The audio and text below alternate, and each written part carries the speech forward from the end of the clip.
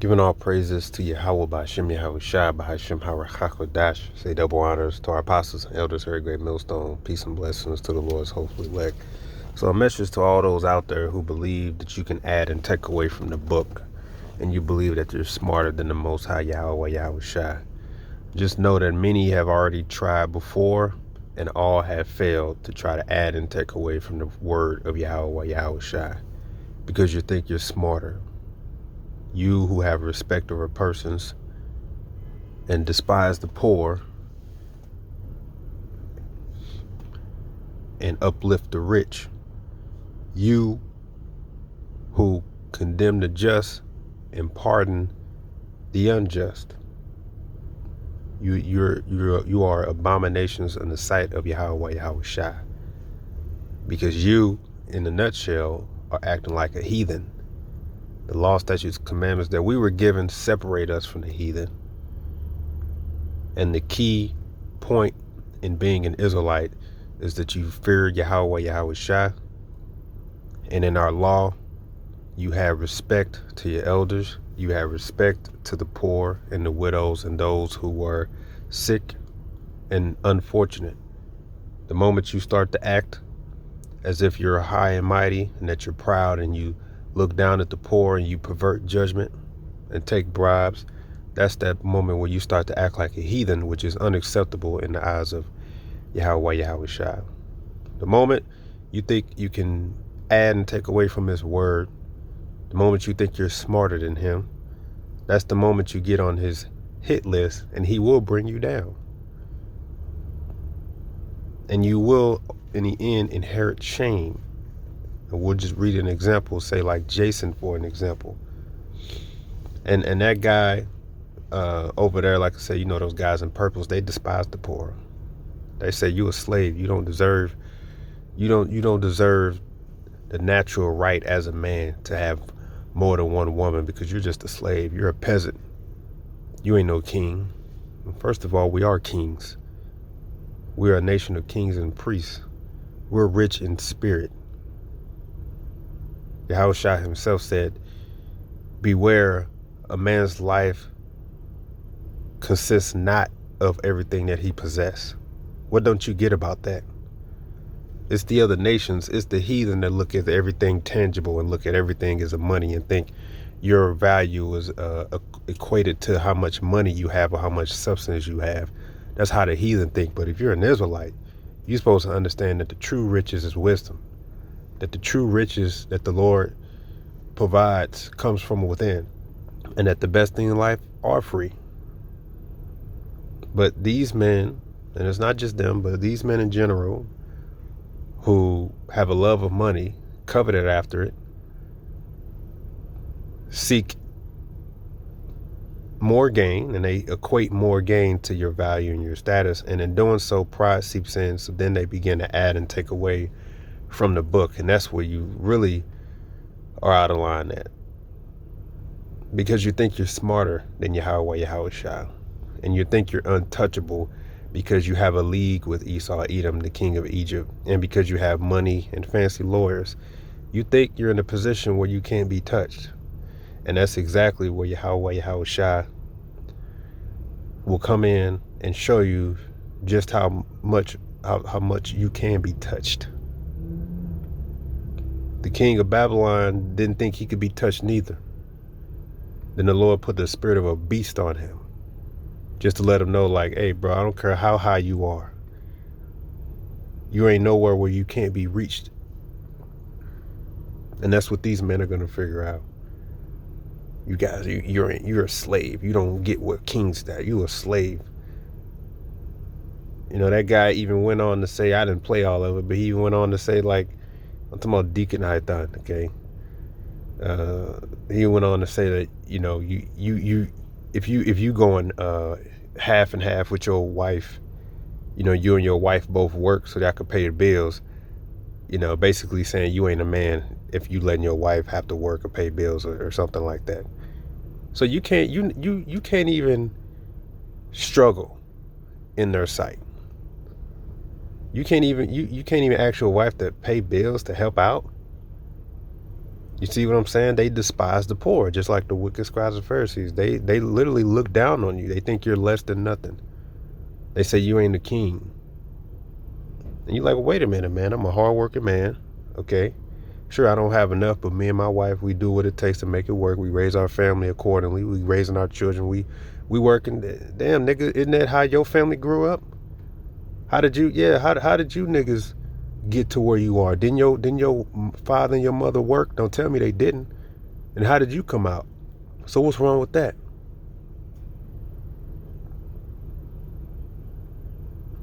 This is the book of Isaiah 40:8. The grass withereth, the flower fadeth, but the word of our God shall stand forever. The word of the Lord stands forever. Truthful words stand the test of time. Doesn't matter if you come in and try to add or take away. Guess what? His word will endure forever. You won't. You're just a man. You're like grass. So the words of the Lord will always triumph what man has to say. Doesn't matter if you want to add or take away. And you will be found out to be a liar.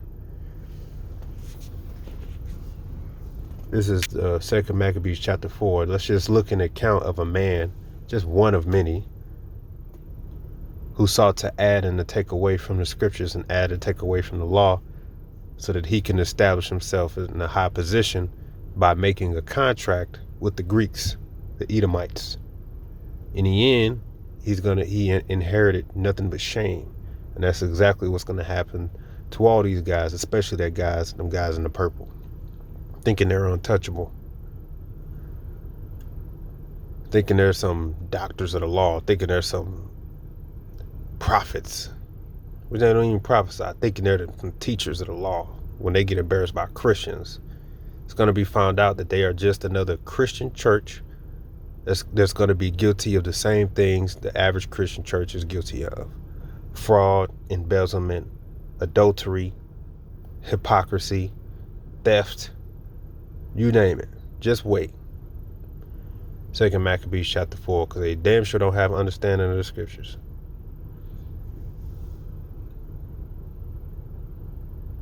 Verse 7. But after the death of Seleucus, when Antiochus, called Epiphanes, took the kingdom, Jason, the brother of Onias, labored underhand to be high priest. And mind you, Onias was a righteous man. Verse 8. But this guy Jason, he wanted power. That's what this is all about. It's all about power with these Israelites. It says, promising unto the king by intercession 360 talents of silver, and another revenue 80 talents. Besides this, he promised to assign 150 more if he might have license to set up a place for exercise and the training up of youth in the fashions of the heathen, and to write them of Jerusalem by name of Antiochus.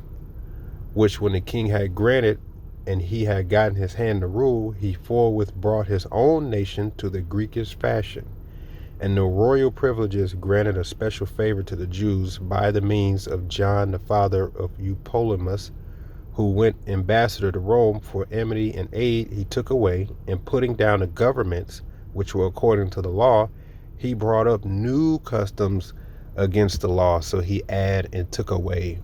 And we believe we know who Jason is today, the man with the fitted cap and the long hair. Let's see what's going to happen to him, because he made a deal with the powers that be, the Edomites, because he has power and license from these Edomites to govern, so-called his church or whatever. He's even slain. We're going to read, he even slew his own countrymen. He think he's untouchable. He think he's unstoppable in the land of his captivity. Well, let's see what ended up happening to him. Let's see if him adding and taking away from the scriptures, if it profited him in the end. Let's see what eventually happened to him. 12. For he built gladly a place of exercise under the tower itself, and brought the chief young men under his subjection, and made them wear a hat. Bam. It says, now such was the height of Greekish fashions and increase of heathenish manners through the exceeding profaneness of Jason, that ungodly rich and no high priest. So what happened in the end? He's not acknowledged as no high priest, though he was coveting to be one.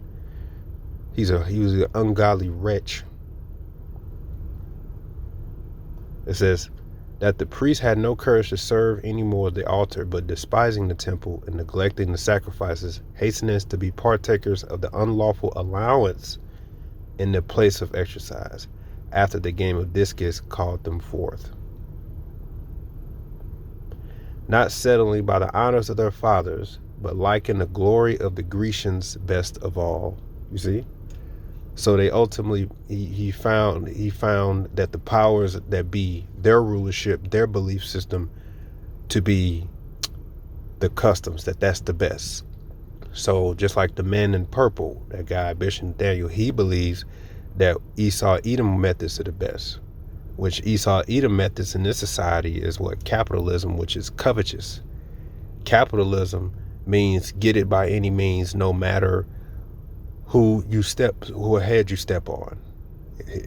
Capitalism believes in individualistic mindset, meaning do what you have to do to get yours and don't worry about the next man. Don't worry about the poor. But that's not how the Israelites think. That's not how the Israelites operate. That's why the society is so up down now, because it's all about the greed, right? Don't the rich just get richer and the poor get poorer? And guess what they say? They say, hey, what is this, the society? So Amazon, Jeff Bezos, all those rich top 1%, they hoard and steal all the wealth. They don't pay taxes, and they shift the burden to the taxes on the poor people while shutting down your businesses, etc. That's capitalism, the society we live in. And guess who believes and joins in on that? The men of IUIC. They believe and operate the same way, because they become respectable persons, and now they're judges of evil thoughts. So they look down on their own people because they find the custom of the Grecians best of all, aka the Edomites. Let's see what happened to this guy. Chapter 5, 2 Maccabees chapter 5, verse 5. It says, now when there was gone forth a false rumor, as Antiochus had been dead, Jason took at least 1,000 men and suddenly made an assault upon the city, and they that were upon the walls being put back, and the city at length taken, Melanus fled to castle. But Jason slew his own citizens without mercy, not considering that to get the day of them of his own nation would be a most unhappy day for him, but thinking they had been his enemies and not his countrymen whom he conquered. Howbeit, for all this he obtained not the principality, but at the last received shame for the reward of his treason, and fled again into the country of the Ammonites. And in the end thereof he had an unhappy return, being accused before Aretas, the king of the Arabians, fleeing from city to city, pursued of all men, hated as a forsaker of the laws, and being an abomination, as an open enemy of his country and countrymen, he was cast into Egypt. Thus he had driven many out of their country, perished in a strange land, retiring to the Lacedaemonians, and thinking there to find secure by reason of his kindred. And he that had cast out many unburied had none to mourn for him, nor any solemn funerals at all, nor sepulchre with his fathers. So what happened to this guy? He inherited shame. Why? Because Isaiah 40:8, the grass withereth, the flower fadeth, but the word of our power Yahawah stand forever. You're not smarter than the Most High. When you want to act like a heathen, you're going to get treated like a heathen. Those men are acting like heathens with their mindset. They despise the poor, and Yahawah Shah said, blessed be the poor, for theirs is the kingdom of heaven's sake. This is why it's best to stay low and humble. But when you make a deal with Esau-Edom, the love of money is the root of all evil. Then you become respecter of persons, for he who wears the gay clothing, which means you then become a judge of evil thoughts. And you start to say evil things, making your own men feel bad because they were in captivity and they got to work with their wives to survive, telling them that they ain't kings and that they're slaves. No, We are kings. We're rich in spirit. Tangible money doesn't equate to our worth in the eyes and the sight of Yahawah, Yahweh Shah. Who the fuck are you? But it's going to be found out that you get men are just liars, man. And in the end, you will inherit shame. The joy of a hypocrite is but for a moment. The word of the Lord endures forever. Shalom.